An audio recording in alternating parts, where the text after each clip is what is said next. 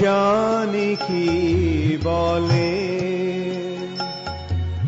তোমার ধামেতে হইনু শরণাগত। ചൈതന്യ ചരിതാമൃതം അന്ത്യലീலை அத்தியாயம் 2. சோட்டா ஹரிதாசருக்கு வழங்கப்பட்ட தண்டனை. வந்தேகம் ஸ்ரீகுரு ஸ்ரீயுத பதகமலம் ஸ்ரீகுரூன் வைஷ்ணவாம்ச்ச ஸ்ரீரூபம் சாக்ரஜாதம் சககண ரகுநாதான்விதம் தம்ச்ச ஜீவம் சாத்வைதம் சாவதூதம் பரிஜன சகிதம் கிருஷ்ண சைதன்ய தேவம் ஸ்ரீ ராதாகிருஷ்ண பாதான் சககண லலிதா ஸ்ரீ விஷாகான்விதாம்ச்ச. நான் என் ஆன்மீக குருவின் தாமரை திருவடிகளுக்கும் பக்தி தொண்டின் பாதையிலுள்ள இதர ஆச்சாரியர்களின் தாமரை திருவடிகளுக்கும் மரியாதை கலந்த வணக்கங்களை அர்ப்பணிக்கின்றேன். நான் எனது மரியாதை கலந்த வணக்கங்களை எல்லா வைஷ்ணவர்களுக்கும் அர்ப்பணிக்கின்றேன். ஸ்ரீல ரூப கோஸ்வாமி, ஸ்ரீல சனாதன கோஸ்வாமி, ரகுநாத் தாச கோஸ்வாமி, ஜீவ கோஸ்வாமி முதலிய 6 கோஸ்வாமிகளுக்கும் அவர்களின் சங்கத்தினர்களுக்கும் அர்ப்பணிக்கின்றேன். ஸ்ரீ அத்வைத ஆச்சாரிய பிரபு, ஸ்ரீ நித்யானந்த பிரபு, ஸ்ரீ சைதன்ய மகாபிரபு, ஸ்ரீவாச தாகூரரின் தலைமையிலான அவர்களது பக்தர்கள் என அனைவருக்கும் நான் எனது மரியாதை கலந்த வணக்கங்களை அர்ப்பணிக்கின்றேன். அடுத்ததாக பகவான் கிருஷ்ணர், ஸ்ரீமதி ராதாராணி மற்றும் லலிதாவாலும் விஷாகையாலும் தலைமை தாங்கப்பட்ட எல்லா கோபியர்களின் தாமரை திருவடிகளுக்கும் நான் எனது மரியாதை கலந்த வணக்கங்களை அர்ப்பணிக்கின்றேன்.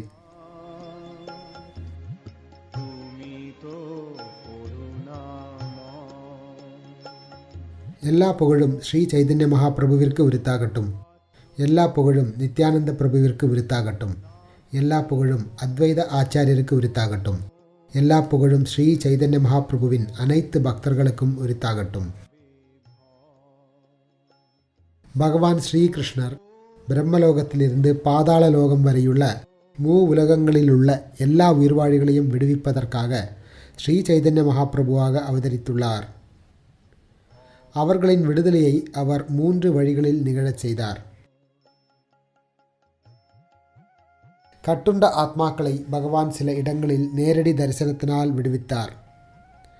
சில இடங்களில் தூய பக்தருக்கு சக்தி அளித்து விடுவித்தார். வேறு சில இடங்களில் சிலரது பார்வையில் மட்டும் தோன்றி விடுவித்தார். ஸ்ரீ சைதன்ய மகாபிரபு ஏறக்குறைய எல்லா கட்டுண்ட ஆத்மாக்களையும் தமது நேரடி தரிசனத்தினால் விடுவித்தார். மற்றவர்களை நகுல பிரம்மச்சாரியை போன்ற சிறந்த பக்தர்களின் உடலினுள் பிரவேசித்து விடுவித்தார். மேலும் இதர மக்களை நரசிம்மானந்த பிரம்மச்சாரிக்கு முன்பாக தோன்றியதைப் போல தோன்றி அவர் விடுவித்தார். நான் வீழ்ச்சியுற்ற ஆத்மாக்களை விடுவிப்பேன். இந்த கூற்று பரமபுருஷ பகவானின் சுபாவமாகும்.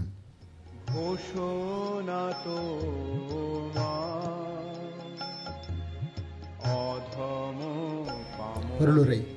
மகாபிரபு தமது ஆவிர்பாவ தோற்றத்தினை பின்வரும் 4 இடங்களில் எப்பொழுதும் வெளிப்படுத்தினார். 1. ஸ்ரீமதி சச்சி மாதாவின் இல்லத்தில். 2. நித்யானந்த பிரபு பரவசத்தில் ஆடிய இடங்கள். 3. கீர்த்தனம் நடைபெறும் பொழுது ஸ்ரீவாசரின் இல்லம். 4. ராகவ பண்டிதரின் இல்லம். ஸ்ரீ சைதன்யரே இந்த 4 இடங்களிலும் தோன்றினார். ஸ்லோகம் 7. ஸ்ரீ சைதன்ய மகாபிரபு தமது நேரடி தரிசனத்தினால் முழு உலகையும் விடுவித்தார். அவரை ஒருமுறை சந்தித்தவர்களும் பூரண திருப்தியுற்று ஆன்மீகத்தில் முன்னேறினர். ஆண்டுதோறும் வங்காள பக்தர்கள் ஜெகநாத் புரிக்கு சென்று ஸ்ரீ சைதன்ய மகாபிரபுவை சந்திப்பர். அவரை சந்தித்த பின்னர் அவர்கள் மீண்டும் வங்காளத்திற்கு திரும்பி விடுவர். அதுபோலவே இந்தியாவின் பல்வேறு பகுதிகளிலிருந்து மக்கள் ஜெகநாதபுரிக்கு சென்று ஸ்ரீ சைதன்ய மகாபிரபுவின் தாமரை திருவடிகளை தரிசித்து பூரண திருப்தியுற்றனர். 7 தீவுகள், 9 கண்டங்கள், தேவலோகம், கந்தர்வலோகம், கிண்ணறலோகம் உட்பட பிரபஞ்சம் முழுவதிலும் இருந்த மக்கள் அங்கே மனித ரூபத்தில் செல்வர்.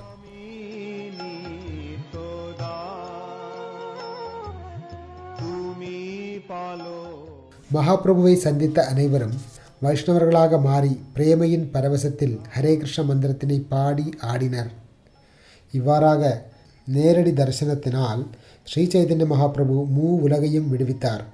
இருப்பினும் பௌதீக செயல்களில் பந்தப்பட்டிருந்த சிலரால் அவரை காண்பதற்காக செல்ல முடியவில்லை. பிரபஞ்சத்தின் பல்வேறு பகுதிகளில் உள்ள தம்மை சந்திக்க இயலாத மக்களை விடுவிப்பதற்காக ஸ்ரீ சைதன்ய மகாபிரபு தூய பக்தர்களின் உடல்களினுள் பிரவேசித்தார்.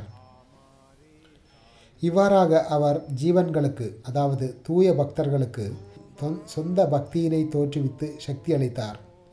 எல்லா நாடுகளை சார்ந்த மக்களும் அவர்களை பார்த்தே வைஷ்ணவர்களாயினர்.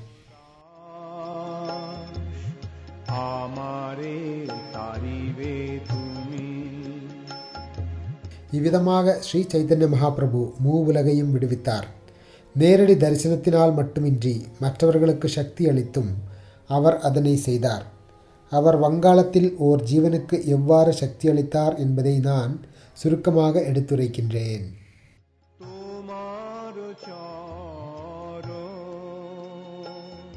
ஆம்புயா முலுகா என்ற இடத்தில் நகுல பிரம்மச்சாரி என்பவர் வாழ்ந்து வந்தார். அவர் மிகவும் பக்குவமான தூய பக்தரும் பக்தி தொண்டில் மிகவும் முன்னேறியவரும் ஆவார்.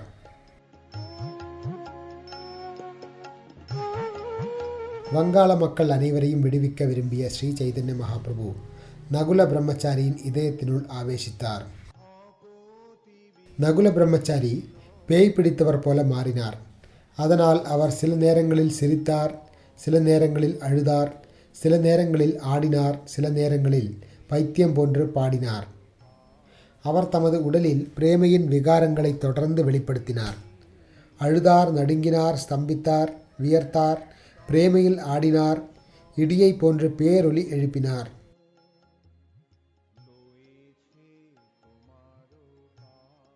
அவரது உடல் ஸ்ரீ சைதன்ய மகாபிரபுவின் திருமேனியை போன்று பிரகாசமாக ஜொலித்தது.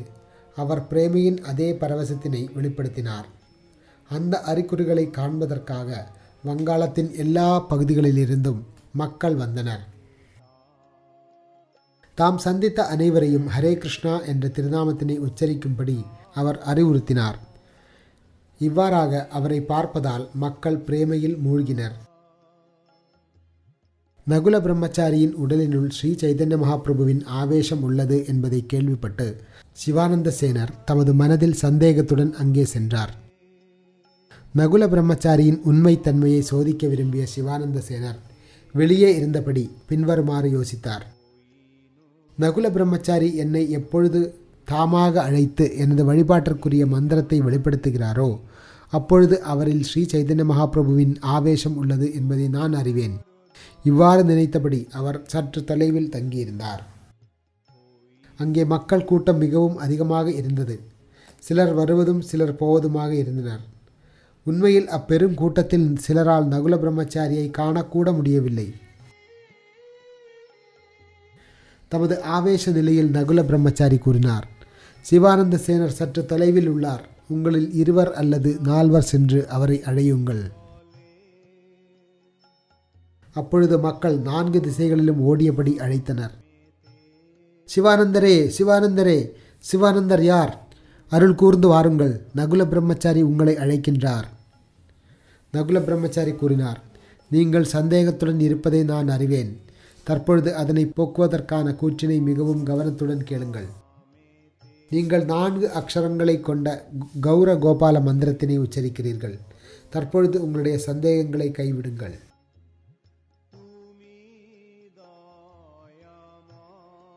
அதன் பின்னர் நகுல பிரம்மச்சாரி ஸ்ரீ சைதன்ய மகாபிரபுவின் ஆவேசத்தினால் நிரம்பியுள்ளார் என்பதில் சிவானந்த சேனர் முழு நம்பிக்கையினை பெற்றார். சிவானந்த சேனர் அவருக்கு மிகுந்த மரியாதை அளித்து பக்தி தொண்டாற்றினார். இவ்விதமாக ஸ்ரீ சைதன்ய மகாபிரபுவின் அச்சிந்திய பிரபாவத்தை புரிந்து கொள்ள வேண்டும். தற்பொழுது அவருடைய தோற்றம் ஆவிர்பாவம் என்று நிகழ்கிறது என்பதை கேட்பீராக.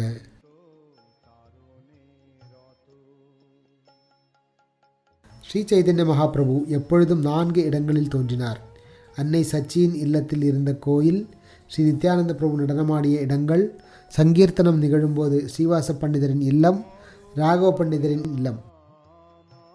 தமது பக்தர்களின் அன்பினால் கவரப்பட்டு அவர் அவ்வாறு தோன்றினார். அது அவரது இயற்கையான சுபாவமாகும். ஸ்ரீ சைதன்ய மகாபிரபு நரசிம்மானந்த பிரம்மச்சாரியின் முன்பாக தோன்றி அவரது நைவேத்தியங்களை உண்டார். இந்த சம்பவத்தினை கவனமுடன் கேட்பீராக. சிவானந்த சேனருடைய சகோதரியின் மகன் ஸ்ரீகாந்த சேனர். அவர் ஸ்ரீ சைதன்ய மகாபிரபுவின் கருணையினால் மிகவும் அதிர்ஷ்டசாலியாக இருந்தார். ஓராண்டு மகாபிரபுவை காண்பதற்காக ஸ்ரீகாந்த சேனர் பேராவலுடன் ஜெகநாத்புரிக்கு தனியாக வந்தார். ஸ்ரீகாந்த சேனரை பார்த்து ஸ்ரீ சைதன்ய மகாபிரபு அவர் மீது தமது காரணமற்ற கருணையினை வழங்கினார். ஸ்ரீகாந்த சேனர் ஸ்ரீ சைதன்ய மகாபிரபுவிற்கு அருகில் ஜெகநாதபுரியில் சுமார் 2 மாதங்கள் தங்கியிருந்தார். அவர் வங்காளத்திற்கு திரும்பவிருந்த சமயத்தில் மகாபிரபு அவரிடம் கூறினார், வங்காளத்திலிருந்து இந்த ஆண்டு பக்தர்கள் ஜெகநாத்புரிக்கு வருவதை தடுப்பீராக. இந்த ஆண்டு நானே நேரில் வங்காளத்திற்கு சென்று அங்கே அத்வைத ஆச்சாரியரின் தலைமையில் உள்ள எல்லா பக்தர்களையும் சந்திப்பேன். பௌஷ மாதத்தில், அதாவது டிசம்பர் மற்றும் ஜனவரி, நான் நிச்சயமாக சிவானந்த சேனரின் இல்லத்திற்கு வருவேன் என்பதை அவரிடம் தெரிவிப்பீராக.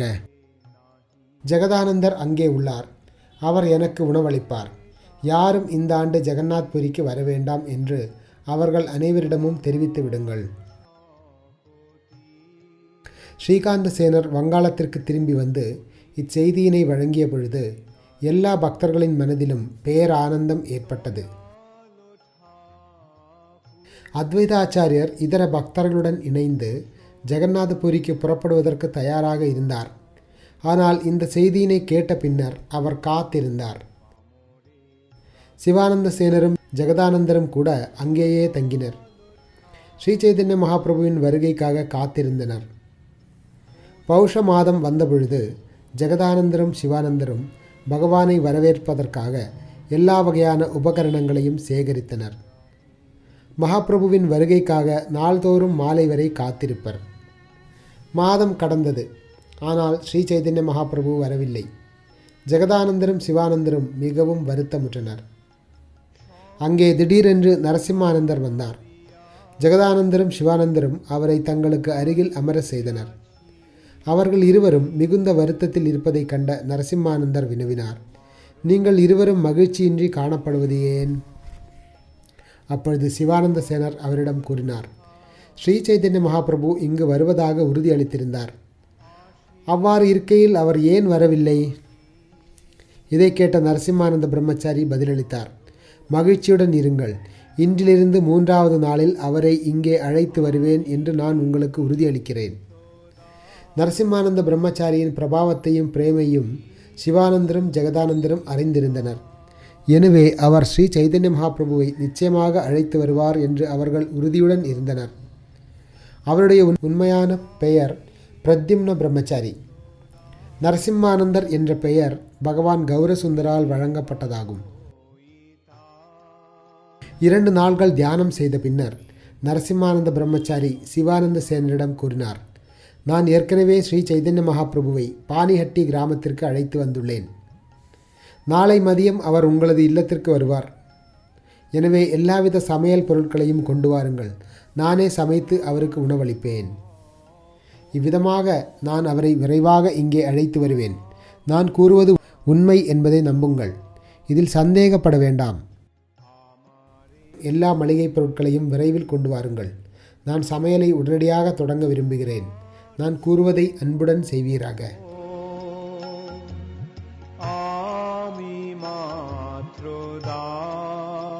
நரசிம்மானந்த பிரம்மச்சாரி சிவானந்தரிடம் கூறினார், நான் விரும்பும் மளிகை பொருட்களை அன்புடன் கொண்டு வாருங்கள். இவ்வாறாக சிவானந்த சேனர் விரைவாக அவர் வேண்டியவை அனைத்தையும் கொண்டு வந்தார். அதிகாலையில் தொடங்கி நரசிம்மானந்த பிரம்மச்சாரி காய்கறிகள், கொழுக்கட்டைகள், திரட்டுப்பால் மற்றும் பல வகையான இதர பதார்த்தங்களை சமைத்தார். அவர் சமைத்து முடித்த பின்னர் ஜெகநாதருக்கும் ஸ்ரீ சைதன்ய மகாபிரபுவிற்கும் தனித்தனியாக படையல்களை கொண்டு வந்தார். அவர் தம்முடைய இஷ்ட தேவரான நரசிம்மருக்கும் தனியாக படையலை செய்தார். இவ்வாறாக அவர் எல்லா உணவையும் 3ஆக பிரித்து நைவேத்தியம் செய்தார். அதன் பின்னர் கோயிலுக்கு வெளியில் அவர் பகவானை தியானிக்கத் தொடங்கினார். அவர் தமது தியானத்தில் ஸ்ரீ சைதன்ய மகாபிரபு விரைந்து வருவதையும் அங்கு அமர்ந்து 3 நைவேத்தியங்களையும் உண்டுவிட்டு எதையும் மீதம் வைக்காதது போலவும் கண்டார். ஸ்ரீ சைதன்ய மகாபிரபு அனைத்தையும் உண்டு விட்டதை கண்ட மாத்திரத்தில் பிரத்யும்ன பிரம்மச்சாரி தெய்வீக பரவசத்தில் மூழ்கினார். இவ்வாறாக அவர் கண்களில் கண்ணீர் பெருக்கெடுத்தது. இருப்பினும் அவர் வருத்தத்தினை வெளிப்படுத்தி கூறினார், ஐயோகோ ஐயோகோ எம்பெருமானே, என்ன செய்கிறீர்கள்? நீங்கள் அனைவரின் உணவையும் உண்கிறீர்கள். அன்புள்ள பிரபுவே, நீங்களும் ஜெகநாதரும் ஒருவரே என்பதால் அவருக்கு நைவேத்தியம் செய்யப்பட்டதை நீங்கள் உண்டதில் எனக்கு ஆட்சேபனை இல்லை. ஆனால் பகவான் நரசிம்மதேவருக்கு வைக்கப்பட்ட நைவேத்தியத்தினை நீங்கள் ஏன் உபயோகித்தீர்? நரசிம்மதேவர் இன்று எதையும் உண்ண முடியாமல் உபவாசம் இருக்கிறார் என்று நினைக்கிறேன். எஜமானர் உபவாசம் இருந்ததால் சேவகனால் எவ்வாறு வாழ முடியும்? ஸ்ரீ சைதன்ய மகாபிரபு அனைத்தையும் உண்டதை கண்டு தமது இதயத்தினுள் பெரும் குதூகலத்தினை நரசிம்மானந்த பிரம்மச்சாரி உணர்ந்த போதிலும் பகவான் நரசிம்மதேவரின் திருப்திக்காக அவர் வெளிப்புறத்தில் தம்முடைய ஏமாற்றத்தினை வெளிப்படுத்தினார். ஸ்ரீ சைதன்ய மகாபிரபு ஸ்வயம் பகவான் என்பதால் அவருக்கும் பகவான் ஜெகநாதருக்கும் பகவான் நரசிம்மதேவருக்கும் இடையில் எந்த வேறுபாடும் இல்லை. பிரத்யும்ன பிரம்மச்சாரி இந்த உண்மையினை அறிந்து கொள்ள ஆழ்ந்த ஆர்வம் கொண்டிருந்தார். எனவே ஸ்ரீ சைதன்ய மகாபிரபு அதனை அவருக்கு நடைமுறையில் வெளிப்படுத்தினார். எல்லா நைவேத்தியங்களையும் உண்ட பின்னர் ஸ்ரீ சைதன்ய மகாபிரபு பானிஹட்டிக்கு புறப்பட்டார். அங்கே அவர் ராகவரின் இல்லத்தில் தயாரிக்கப்பட்டிருந்த வெவ்வேறு வகையான காய்கறிகளை கண்டு பெரிதும் மகிழ்ச்சியுற்றார். சிவானந்தர் நரசிம்மானந்தரிடம் கூறினார், நீங்கள் ஏன் வருத்தத்தை வெளிப்படுத்தினீர்? நரசிம்மானந்தர் பதிலளித்தார், உங்களுடைய பகவான் ஸ்ரீ சைதன்ய மகாபிரபுவின் நடத்தையை சற்று பாருங்கள். அவர் 3 விக்கிரகங்களுக்கும் வைத்திருந்த நைவேத்தியங்களை தாம் மட்டுமே உண்டுவிட்டார். இதனால் ஜெகநாதரும் நரசிம்மதேவரும் உபவாசம் இருக்கின்றனர். சிவானந்த சேனர் இந்த கூற்றினை கேட்டபொழுது நரசிம்மானந்த பிரம்மச்சாரி அவ்வாறு பிரேமையினால் பேசுகிறாரா, அது உண்மையிலே நிகழ்ந்ததா என்பதில் அவருக்கு சந்தேகம் ஏற்பட்டது. சிவானந்த சேனர் அவ்வாறு குழம்பி இருந்த பொழுது நரசிம்மானந்த பிரம்மச்சாரி அவரிடம் கூறினார், மேலும் அதிகமான மளிகை பொருட்களை கொண்டு வாருங்கள். நான் மீண்டும் பகவான் நரசிம்மதேவருக்காக சமைக்கப் போகிறேன். அதன் பின்னர் சிவானந்த சேனர் மீண்டும் சமைப்பதற்கான பொருட்களை கொண்டு வந்தார். பிரத்யும்ன பிரம்மச்சாரி மீண்டும் சமையல் செய்து உணவினை நரசிம்மதேவருக்கு நைவேத்தியம் செய்தார். அடுத்த ஆண்டு சிவானந்தர் எல்லா பக்தர்களுடன் இணைந்து ஸ்ரீ சைதன்ய மகாபிரபுவின் தாமரை திருவடிகளை காண்பதற்காக ஜெகநாதபுரிக்கு சென்றார். ஒரு நாள் மகாபிரபு எல்லா பக்தர்களின் முன்னிலையில் நரசிம்மானந்த பிரம்மச்சாரியை பற்றிய பேச்சினை ஆரம்பித்து அவருடைய தெய்வீக குணங்களை புகழ்ந்தார். மகாபிரபு கூறினார், கடந்த ஆண்டு பௌஷ மாதத்தில் நரசிம்மானந்தர் பல வகையான இனிப்புகளையும் காய்கறிகளையும் எனக்கு வழங்கினார். அவை மிகவும் அருமையாக இருந்தன. அதற்கு முன்பு நான் அத்தகைய பதார்த்தங்களை ஒருபொழுதும் உண்டதில்லை. இதை கேட்டு எல்லா பக்தர்களும் வியப்பில் உறைந்தனர். அப்பொழுது அந்த சம்பவம் உண்மையே என்பதில் சிவானந்தருக்கு நம்பிக்கை ஏற்பட்டது. இவ்விதமாக ஸ்ரீ சைதன்ய மகாபிரபு சச்சி மாதாவின் கோயிலில் தினமும் உண்பது வழக்கம். மேலும் ஸ்ரீவாஸ்தாகூரரின் இல்லத்தில் கீர்த்தனம் நடைபெறும் பொழுது அங்கு செல்வதும் வழக்கம். அதுபோலவே நித்யானந்த பிரபு நடனமாடும் பொழுது அதை காண அவர் எப்பொழுதும் வருகிறார். மேலும் அவர் ராகவரின் இல்லத்தில் நிரந்தரமாக வீற்றுள்ளார். பகவான் கௌரசுந்தரர் தமது பக்தர்களின் அன்பினால் பெரிதும் வசப்படுகிறார். எனவே எங்கெல்லாம் தூய பிரேமை உள்ளதோ அங்கெல்லாம் மகாபிரபு அத்தகைய அன்பினால் வசப்பட்டு அங்கே தோன்றுவார். அவரது பக்தர்கள் அவரை காண்பர். சிவானந்த சேனரின் பிரேமையினால் வசப்பட்டு ஸ்ரீ சைதன்ய மகாபிரபு மீண்டும் மீண்டும் வந்தார்.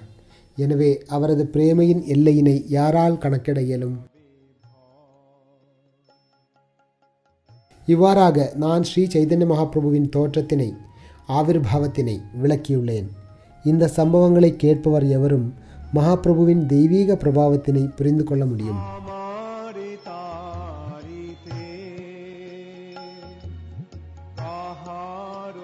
ஜெகநாதபுரியில் ஸ்ரீ சைதன்ய மகாபிரபுவின் சங்கத்தில் வாழ்ந்த பகவான் ஆச்சாரியர் ஒரு கண்ணியவானாகவும் கற்றறிந்த பண்டிதராகவும் சிறந்த பக்தராகவும் இருந்தார். இவர் கடவுளுடனான நட்புறவின் எண்ணத்தில் மூழ்கியிருந்தார்.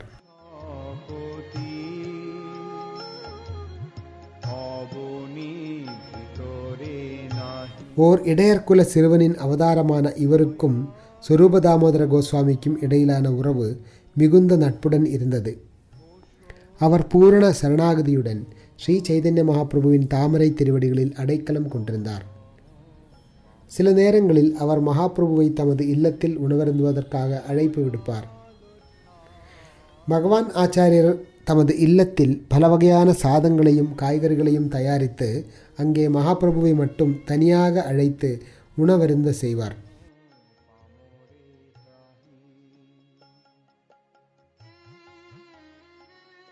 பகவான் ஆச்சாரியரின் தந்தையான சதானந்த கான் மிகச்சிறந்த அரசாங்க நிர்வாகியாக இருந்தார்.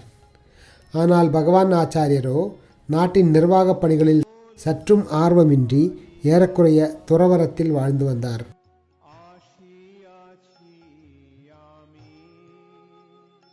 பகவான் ஆச்சாரியருக்கு கோபால பட்டாச்சாரியர் என்று ஒரு தம்பி இருந்தார். அவர் கோபாலர். அவர் வாரணாசியில் வேதாந்த தத்துவத்தை படித்துவிட்டு பகவான் ஆச்சாரியரின் இல்லத்திற்கு திரும்பியிருந்தார்.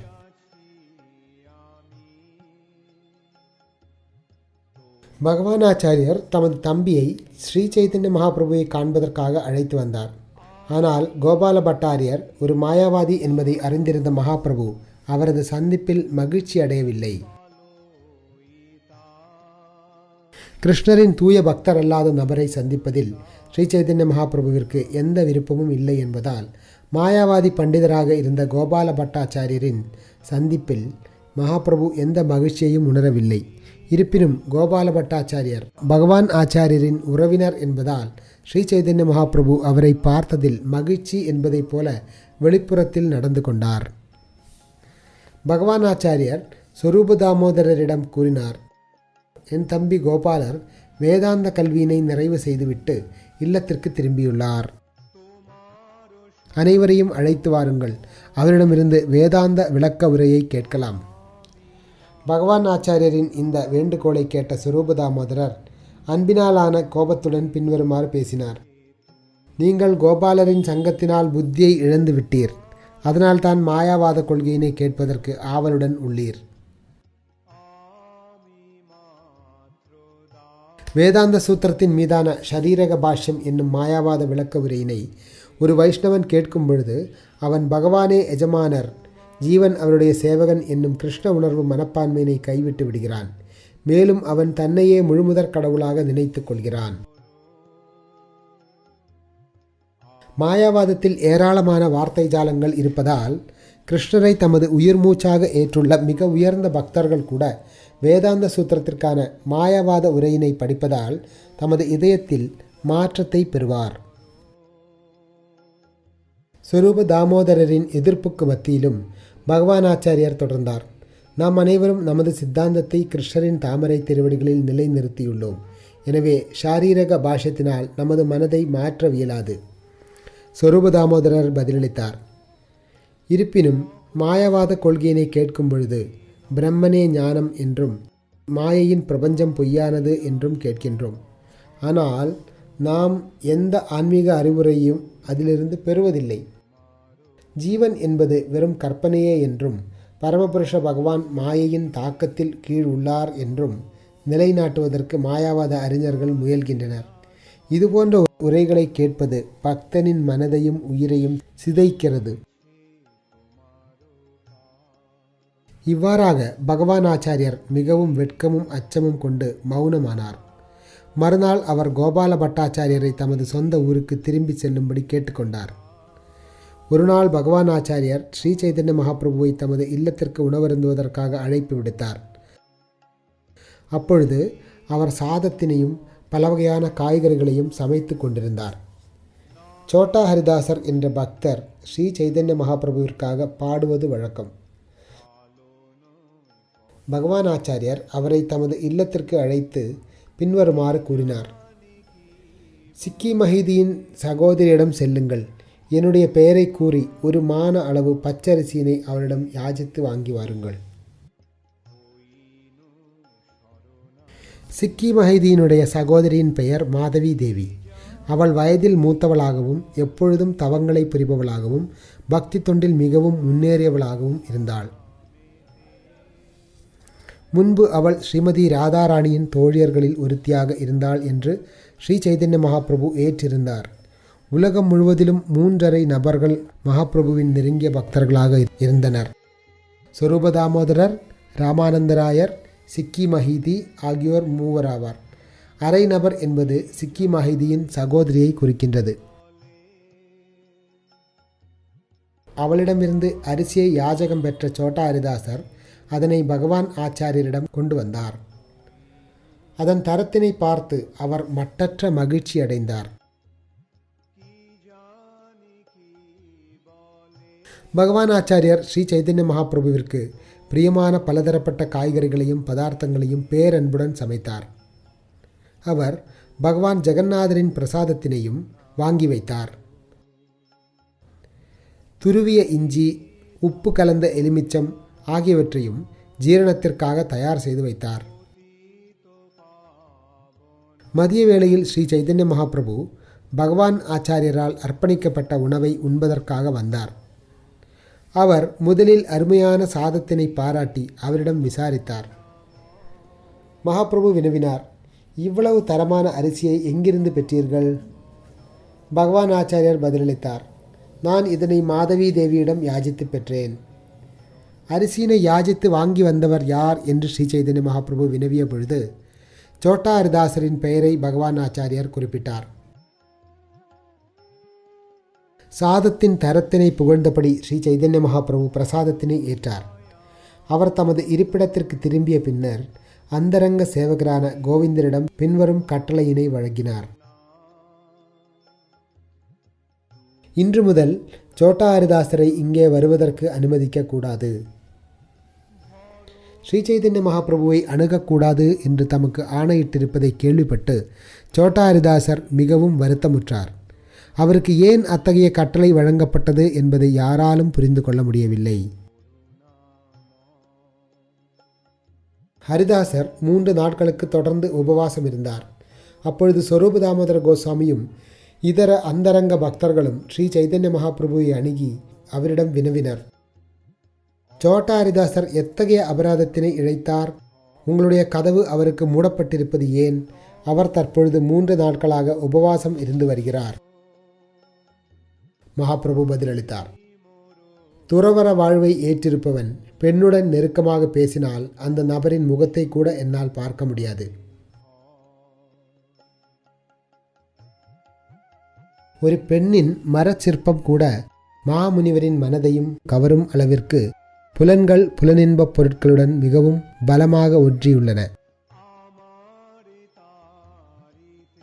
மனுசம்ஹிதையிலும் ஸ்ரீமத் பாகவதத்திலும் கூறியுள்ளபடி மாத்ரா ஸ்வஸ்ரா துஹித்ராவா நா விவிக்தாசனோ பவேத் பலவான் இந்திரியா கிராமோ வித்வாம்சம் அதிகர்ஷதி.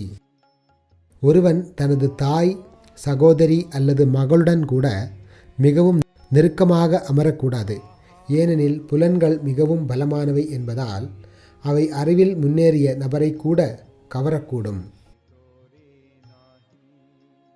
கையில் செல்வமில்லாத பலரும் குரங்குகளை போன்ற துறவரத்தினை ஏற்று அங்குமிங்கும் சென்று புலன் நுகர்ச்சியில் ஈடுபடுகின்றனர். பெண்களுடன் நெருக்கமாக பேசுகின்றனர். இவ்வாறு கூறிவிட்டு ஸ்ரீ சைதன்ய மகாபிரபு தமது அறையினுள் நுழைந்தார். அவரை அத்தகு கோபமான மனோபாவத்தில் பார்த்த எல்லா பக்தர்களும் மௌனமாய் இருந்தனர்.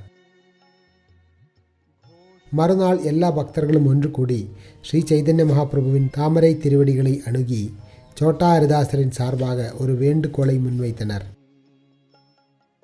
அவர்கள் கூறினர், ஹரிதாசரின் குற்றம் சிறியது என்பதால் பிரபுவே அவரின் மீது கருணை காட்டுங்கள். தற்பொழுது அவர் போதுமான பாடத்தினை பெற்றுள்ளார். வருங்காலத்தில் இதுபோன்ற குற்றத்தினை மீண்டும் இழைக்க மாட்டார். ஸ்ரீ சைதன்ய மகாபிரபு கூறினார், என்னுடைய மனம் எனது கட்டுப்பாட்டில் இல்லை. துறவரத்தில் இருந்து கொண்டு பெண்களுடன் நெருக்கமாக பேசுபவரை காண்பதற்கு அது விரும்புவதில்லை.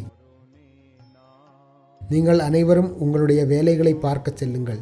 இந்த உபயோகமற்ற பேச்சினை கைவிடுங்கள். நீங்கள் இதுபோன்று மீண்டும் பேசினால் நான் இங்கிருந்து சென்று விடுவேன். அதன் பின்னர் உங்களால் என்னை இங்கே பார்க்க இயலாது. இதை கேட்ட எல்லா பக்தர்களும் தத்தமது கரங்களை கொண்டு காதுகளை மூடிக்கொண்டு அங்கிருந்து எழுந்து தமது கடமைகளை நிறைவேற்ற சென்றனர். ஸ்ரீ சைதன்ய மகாபிரபுவும் அவ்விடத்திலிருந்து விலகி தம்முடைய மதிய கடமைகளை செய்வதற்காக சென்றார். அவருடைய லீலைகளை யாராலும் புரிந்து கொள்ள முடியாது. மறுநாள் எல்லா பக்தர்களும் ஸ்ரீ பரமானந்த பூரியிடம் சென்று மகாபிரபுவை சாந்தப்படுத்தும்படி அவரிடம் வேண்டிக் கொண்டனர். அதனைத் தொடர்ந்து பரமானந்த பூரி ஸ்ரீ சைதன்ய மகாபிரபுவின் இடத்திற்கு தனியாக சென்றார். மகாபிரபு அவரை நமஸ்கரித்து தமக்கு அருகில் மிகுந்த மரியாதையுடன் அமர்த்தினார். மகாபிரபு வினவினார், உங்களுடைய கட்டளை என்ன? நீங்கள் எந்த நோக்கத்திற்காக வந்துள்ளீர்? அப்பொழுது பரமானந்த புரி சோட்டா ஹரிதாசரிடம் கருணை காட்டும்படி மகாபிரபுவிடம் வேண்டுகோள் விடுத்தார். இந்த வேண்டுகோளை கேட்ட ஸ்ரீ சைதன்ய மகாபிரபு பதிலளித்தார், அன்புள்ள பிரபுவே, அன்பு கூர்ந்து நான் கூறுவதை கேளுங்கள். எல்லா வைஷ்ணவர்களுடன் இணைந்து நீங்கள் இங்கே தங்குவது உச்சிதமாகும். அலாலநாத் செல்வதற்கு எனக்கு அனுமதி கொடுங்கள். நான் அங்கே தனியாக வசிப்பேன். கோவிந்தர் மட்டும் என்னுடன் வருவதாகட்டும்.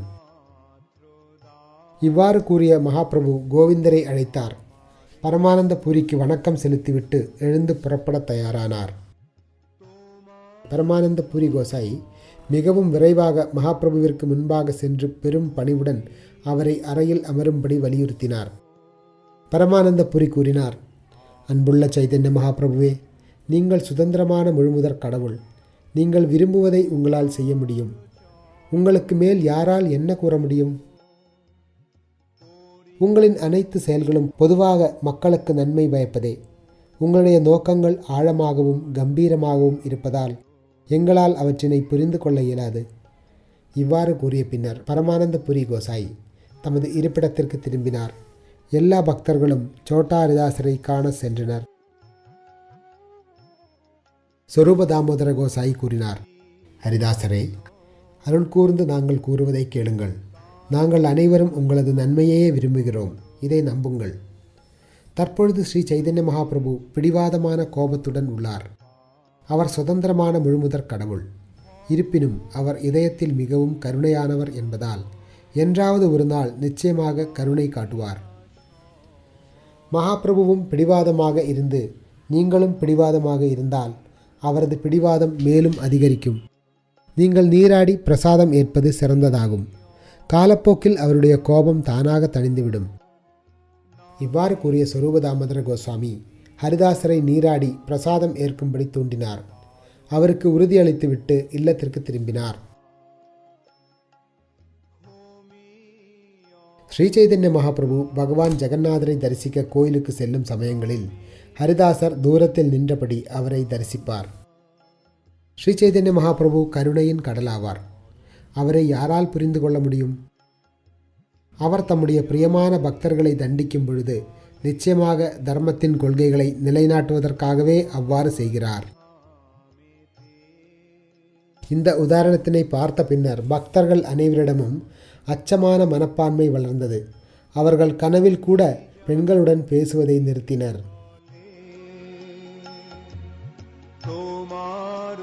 இவ்விதமாக சோட்டா ஹரிதாசருக்கு ஒரு முழு ஆண்டு கடந்தது. ஆனால் ஸ்ரீ சைதன்ய மகாபிரபு அவருக்கு கருணை அளிப்பதற்கான எந்த ஓர் அறிகுறியும் தென்படவில்லை. ஓர் இரவின் முடிவில் ஸ்ரீ சைதன்ய மகாபிரபுவிற்கு தண்டம் சமர்ப்பித்துவிட்டு சோட்டா ஹரிதாசர் யாரிடமும் எதையும் கூறாமல் பிரயாகைக்கு புறப்பட்டார். சோட்டா ஹரிதாசர் ஸ்ரீ சைதன்ய மகாபிரபுவின் தாமரை திருவடிகளில் அடைக்கலத்தை பெறுவதில் தீர்மானமாக இருந்தார். இதனால் அவர் பிரயாகையில் கங்கையும் யமுனையும் சங்கமிக்கக்கூடிய திரிவேணி நீரினுள் பிரவேசித்து தமது உயிரை துறந்தார். இவ்வாறு தற்கொலை செய்து கொண்ட பின்னர் உடனடியாக அவர் தமது ஆன்மீக உடலுடன் ஸ்ரீ சைதன்ய மகாபிரபுவின் இடத்திற்கு வந்து அவரது கருணையினை பெற்றார். இருப்பினும் அவர் கண்களுக்கு புலப்படாமலேயே இருந்தார்.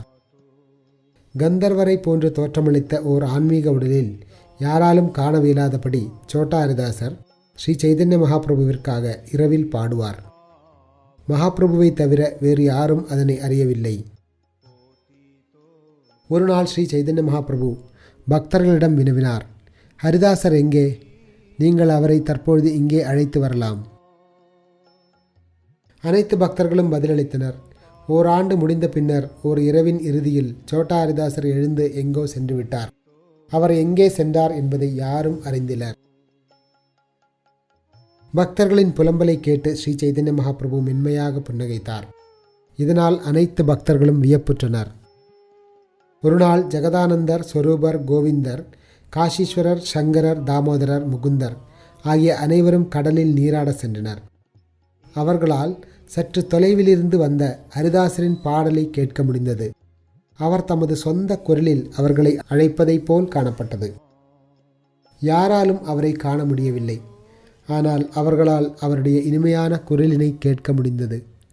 எனவே கோவிந்தரின் தலைமையிலான பக்தர்கள் இவ்வாறு யூகித்தனர், ஹரிதாசர் விஷத்தை குடித்து தற்கொலை செய்து கொண்டிருக்க வேண்டும். அந்த பாவ செயலின் காரணத்தினால் தற்பொழுது பிரம்ம ராட்சசனாக மாறியுள்ளார்.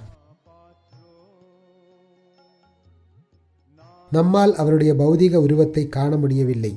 ஆனால் இனிய பாடலை கேட்க முடிகிறது. எனவே அவர் கண்டிப்பாக பிரம்மராட்சசனாக, அதாவது பேயாக மாறியிருக்க வேண்டும். இருப்பினும் ஸ்வரூப தாமோதரர் எதிர்ப்பு தெரிவித்தார். இது தவறான யூகம். சோட்டா ஹரிதாசர் தமது வாழ்நாள் முழுவதும் ஹரே கிருஷ்ண மந்திரத்தினை கீர்த்தனம் செய்தார். முழுமுதற் கடவுளான ஸ்ரீ சைதன்ய மகாபிரபுவிற்கு சேவை செய்தார். அது மட்டுமின்றி அவர் மகாபிரபுவிற்கு பிரியமானவரும் திருத்தலத்தில் மரணமடைந்தவரும் ஆவார். ஹரிதாசர் மோசமான நிலையை அடைந்திருத்தல் இயலாதது. அவர் நிச்சயம் முக்தி அடைந்திருக்க வேண்டும். இது ஸ்ரீ சைதன்ய மகாபிரபுவின் லீலையாகும். நீங்கள் அனைவரும் காலப்போக்கில் இதனை புரிந்து கொள்வீர். பிரயாகையிலிருந்து நவதீபத்திற்கு திரும்பி வந்த ஒரு பக்தர் சோட்டா ஹரிதாசரின் தற்கொலையை பற்றிய விவரங்களை அனைவருக்கும் எடுத்துரைத்தார். சோட்டா ஹரிதாசர் எவ்வாறு தீர்மானத்துடன் இருந்தார் என்பதையும், கங்கையும் யமுனையும் சங்கமிக்கும் நீரினுள் எவ்வாறு பிரவேசித்தார் என்பதையும் அவர் விளக்கினார். இந்த விளக்கங்களை கேட்ட ஸ்ரீவாஸ் தாகூரும் இதர பக்தர்களும் மிகவும் வியப்படைந்தனர். ஆண்டின் இறுதியில் சிவானந்த சேனர் வழக்கம் போல ஜெகநாத்புரிக்கு இதர பக்தர்களுடன் இணைந்து வந்தார். அவர்கள் பெரும் மகிழ்ச்சியுடன் ஸ்ரீ சைதன்ய மகாபிரபுவை சந்தித்தனர். ஸ்ரீவாஸ் தாகூர் ஸ்ரீ சைதன்ய மகாபிரபுவிடம் கேட்டார்.